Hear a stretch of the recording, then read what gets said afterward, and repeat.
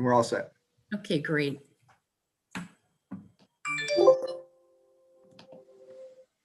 Second, Mayor, we're not quite there yet. Thank you, Attorney Pat. Thank you, Trevor. Now it's 7 o'clock. So whenever you're ready, Mayor.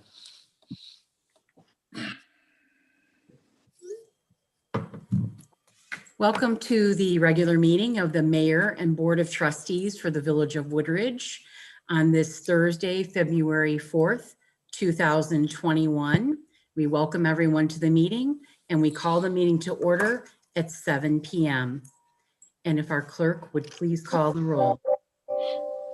Trustee Abbott, Present. trustee Krusek, Present. trustee Page, Present. trustee Hendricks, Present. trustee Blair, Present. trustee Martinez, Present. Madam Mayor, Present. we have a quorum. Thank you very much. If you would please join us in a moment of silence and in dedicating tonight's meeting to the memory and honor of Mrs. Elizabeth Aron, a longtime Woodridge neighbor and friend. I ask that you please keep Elizabeth's family, friends, and neighbors in your thoughts and prayers. We know how much she is missed. We will now follow with a Pledge of Allegiance being led by the Village Board and the village staff. I pledge allegiance The flag, United States of America, and to the to the republic republic for which for it which stands, it stands, One one nation under God, under God, indivisible, with liberty and liberty and justice. justice for all. Thank you. This evening, we do have a special recognition, and I'd like to read the following Village of Woodridge proclamation. And this is the highlights of this proclamation this evening. Whereas during National Black African American History Month, we celebrate the vast contributions of Black African Americans to our nation's history and our identity. Black African American History and Heritage Month grew out of the establishment in 1926, led by Dr. Carter G. Woodson and the Association for Study of African American Life and History. Since 1976, February has been designated Black History Month as a time in which especially memorable events are recognized and celebrated and honored, and affirming the importance of African American history as an essential element to the foundation of American history. Whereas in 2021, the national theme for the observance of the Black National African American History Month is the Black family, representation, identity, and diversity. Whereas for generations, Black Americans have courageously led the pursuit of justice and equality and working to overcome the past, yet still moving forward, taking on the challenges to advance reforms and break down barriers as we strive as a nation to live by the founding principles that all people are created equal. The Village of Woodridge is proud to honor the history, contributions, and achievements of African Americans throughout our community, throughout our state, throughout our nation and world. Now, therefore, I, Gina Cunningham, Mayor of the Village of Woodridge, DuPage, Will, and Cook County, Illinois, in recognition of African Americans past and present throughout our community's history, do hereby proclaim February 2021 as National Black African American History Month.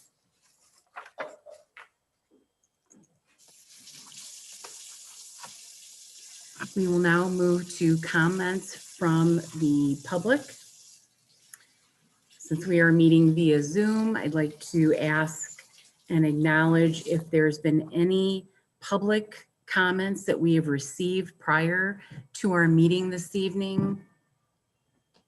Good evening, Mayor. In terms of items not on tonight's agenda, we did receive one public comment from Mark Lathrop with respect to the village's snow plowing program, and Director Bethel has already responded to that email.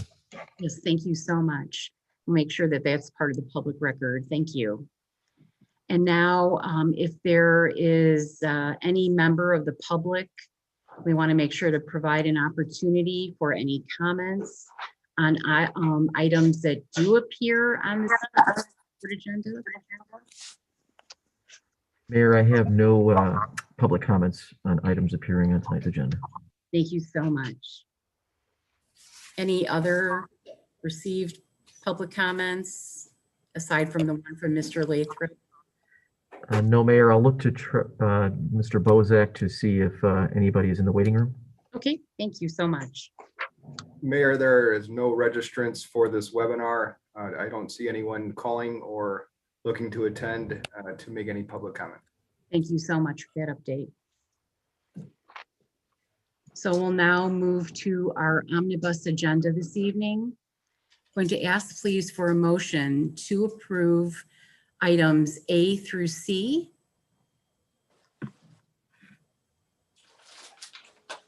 So moved, trustee Page. Thank you, trustee Page, and a second, please.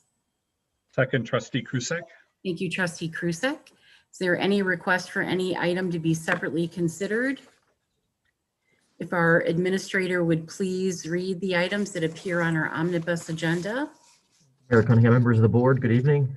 Item A and B are previous board minutes, and the item C, the last item, are the accounts payable registers for January 8th, January 15th, and January 22nd of 2021. Thank you.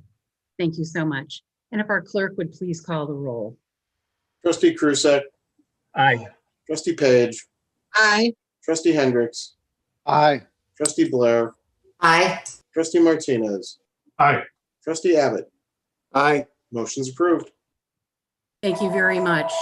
Under presentation of communication this evening, I do have the mayor's report, and I would like to go ahead and just read through this. There's quite a bit of information here, but it's all very pertinent information. So as many know, the state of Illinois entered phase 1B as part of the vaccination prioritization plan on January 25th.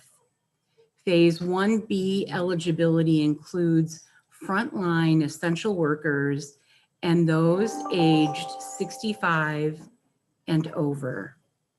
The state anticipates that the duration of phase 1B vaccination plans will likely last from February all the way through April, depending on the availability of vaccine supply.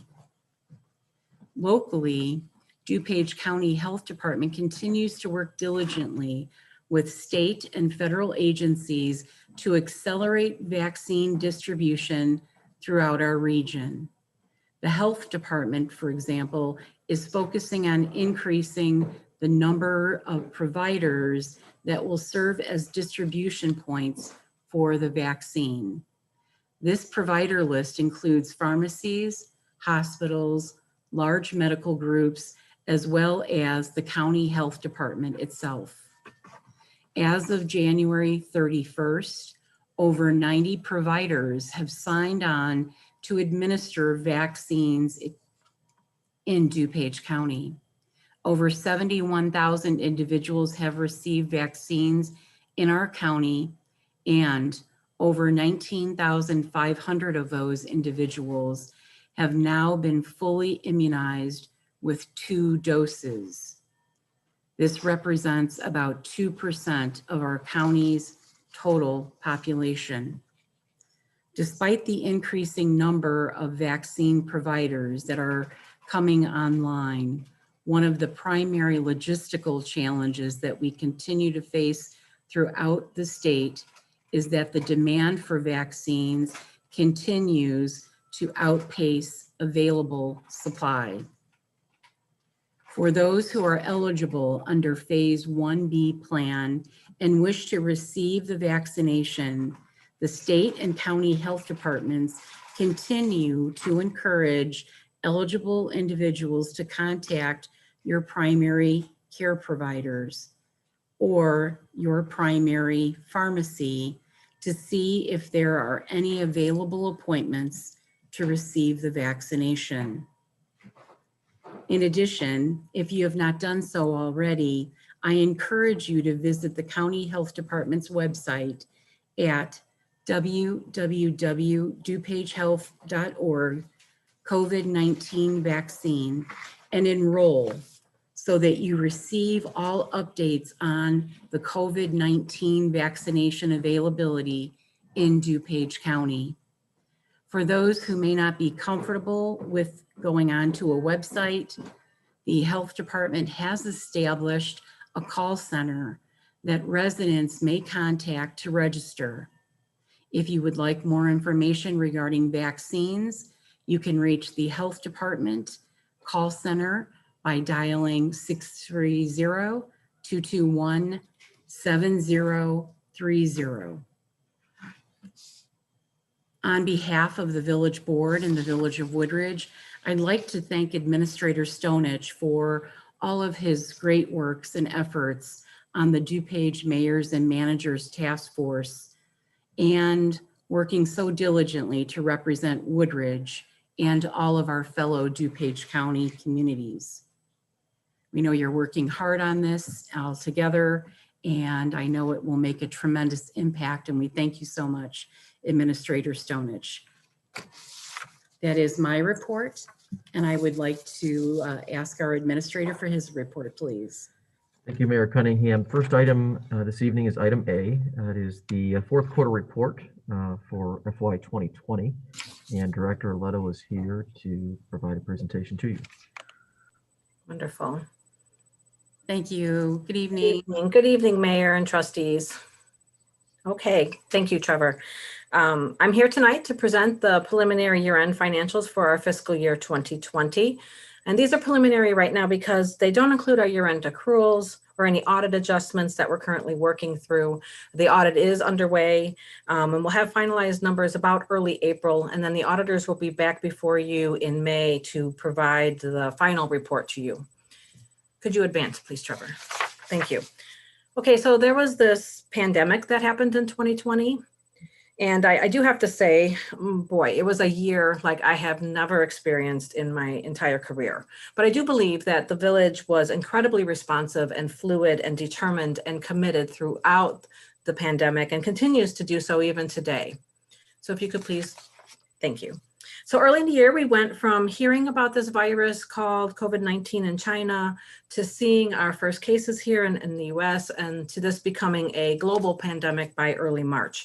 And so as our governor issued our stay-at-home order in mid-March that required all of our non-essential businesses to close, the village was able to quickly transition to a remote environment, and we continued to be able to provide our services without interruption. Now, in these early weeks, revenue estimates were revised as we saw an actually immediate, potentially devastating threat to many of our revenues, but specifically two of the village's largest revenues being sales and income taxes.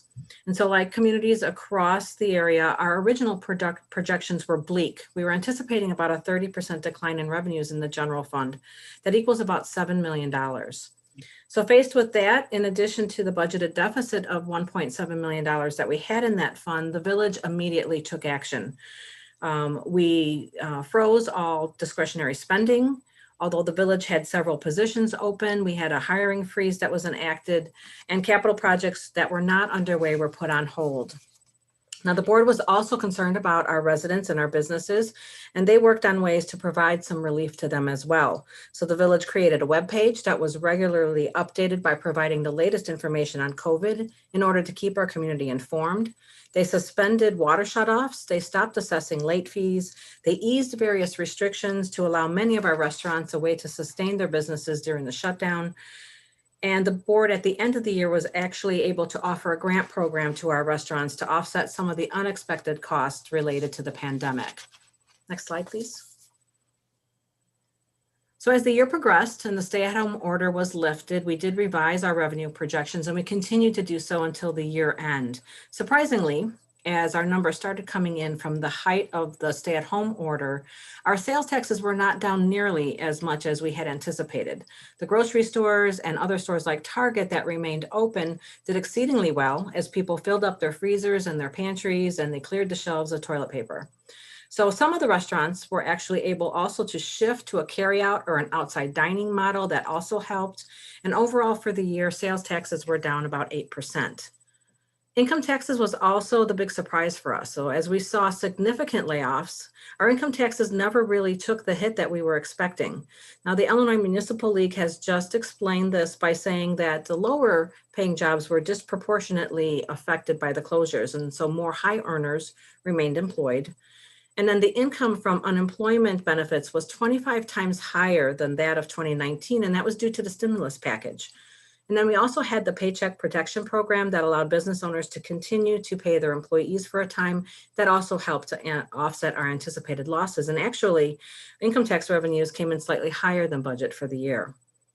Now, the village was also able to obtain $1.8 million in CARES Act funding through the county, and that helped us really to stabilize our financial position, and then in turn allowed the village to provide grant assistance to our restaurants that were heavily impacted by the pandemic.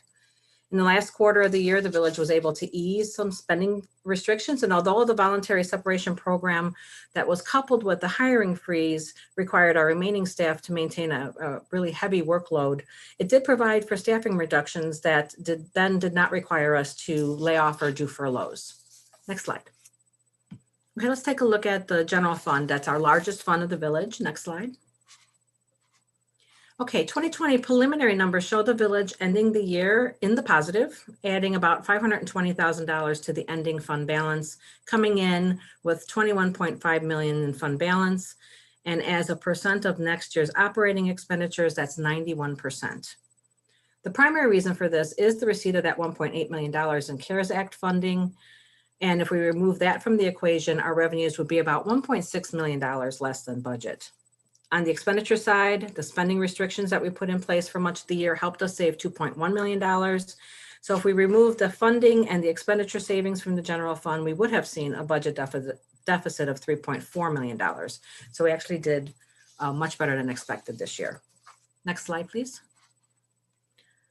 In regards to our revenues, as I mentioned earlier, sales taxes came in at about $5.2 million. That's about $900,000 less than we would expect for the budget.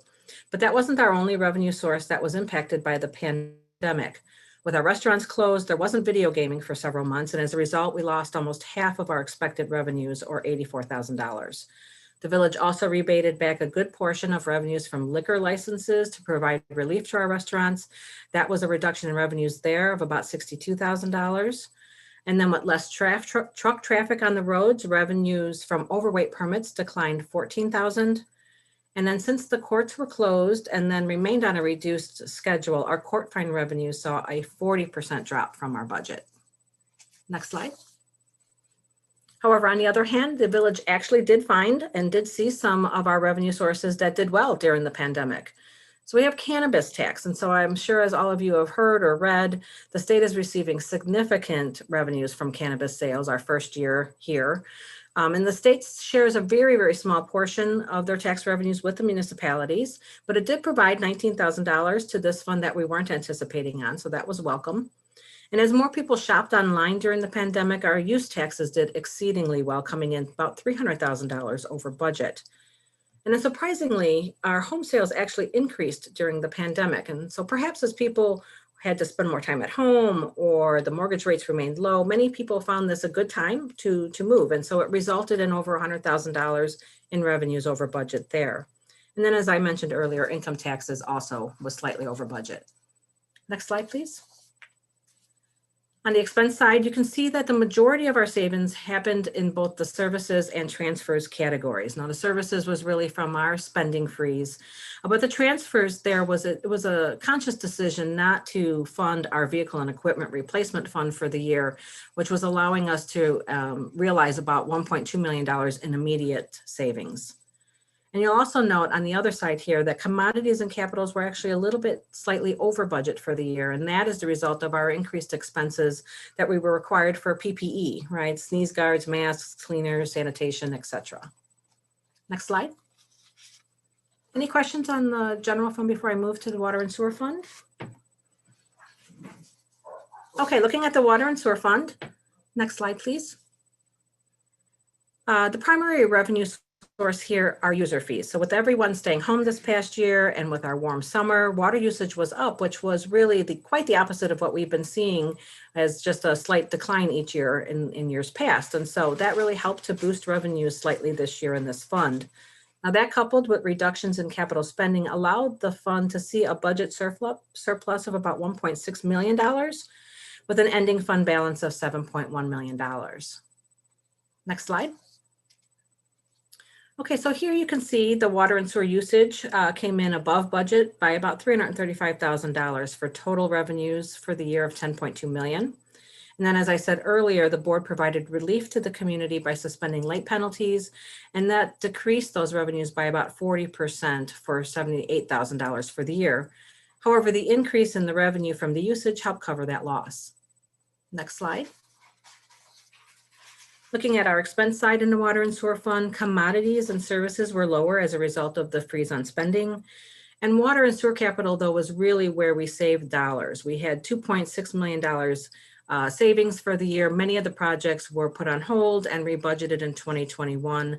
Projects included the water tower rehab, Basin B capital improvements, as well as the Menning-Wall lift station.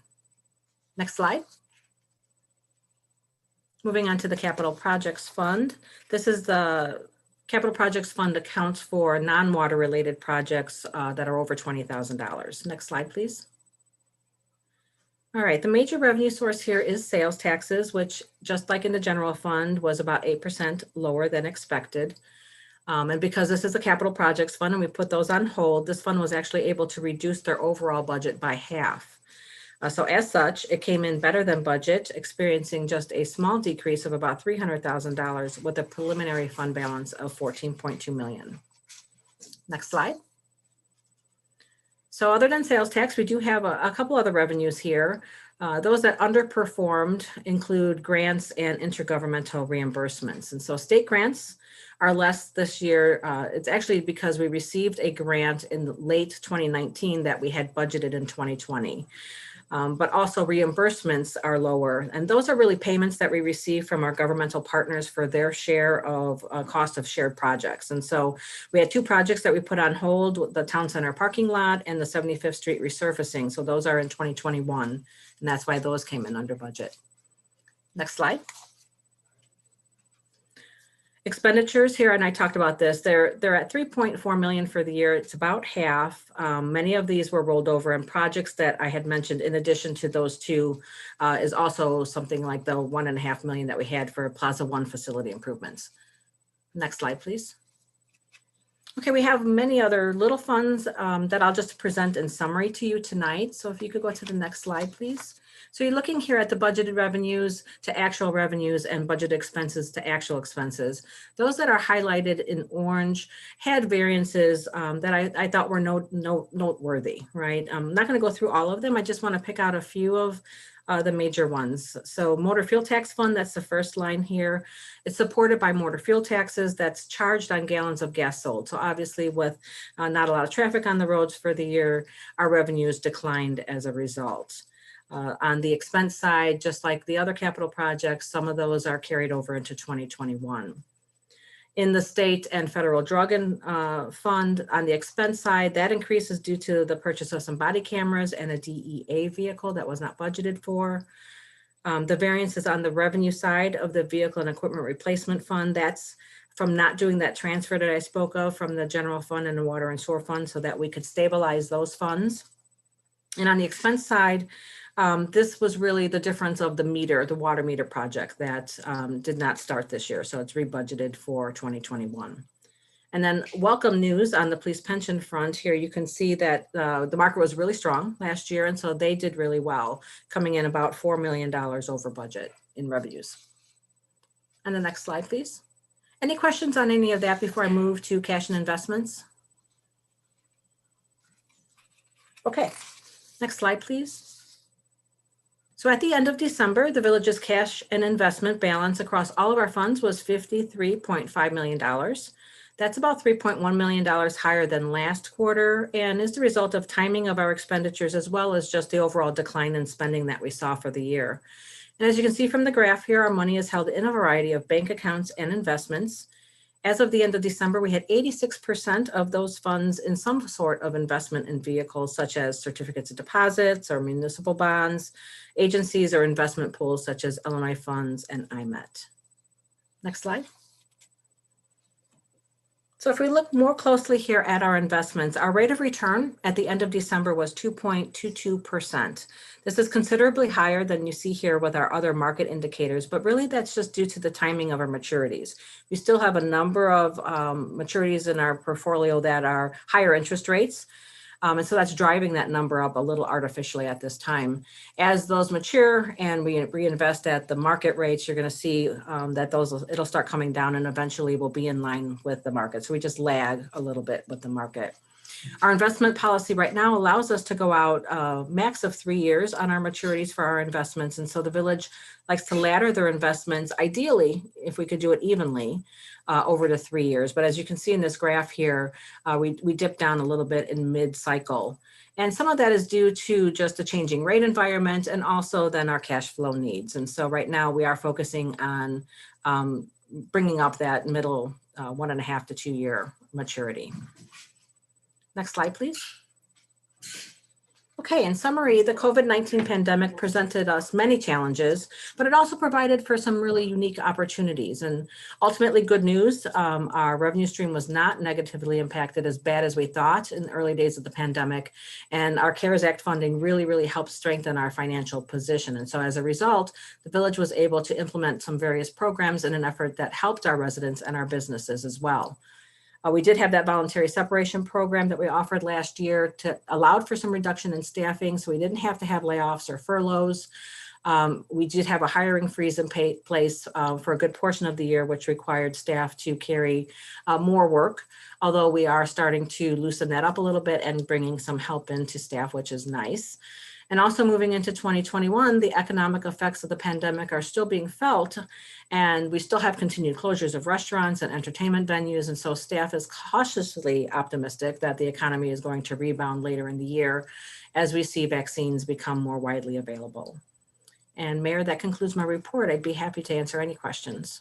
Thank you very much, Director Aletto. And I would like to ask the board if any board member has any questions for Director Aletto.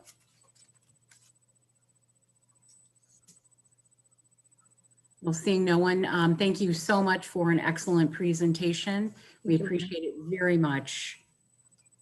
Thank you. Thank you. Next, item B, Mayor, should I proceed? Yes, Okay. please. Thank you. All right, sure. Next item B is Resolution 2021-9. It's a resolution to adopt an updated budget policy for the Village of Woodridge. I'm going to ask, please, for a motion to approve Resolution 2021-9. So moved, Trustee Blair. Thank you, Trustee Blair. And a second, please. Second, Trustee Martinez. Thank you, Trustee Martinez. Any discussion on this item? Hearing none, if our clerk would please call the roll. Trustee Page, Aye. trustee Hendricks, Aye. trustee Blair, Aye. trustee Martinez, Aye. trustee Abbott, Aye. trustee Krusek. Aye. Motion's approved. Next, item C is Resolution 2021-10. It's a resolution authorizing the mayor and clerk to execute a certain agreement for consultant services between the Village of Woodridge and Rempe Sharp and Associates, Inc. This is for the 2021 pavement analysis, which allows the village to complete an update to our pavement program in order to plan for the next 5 years of expenditures.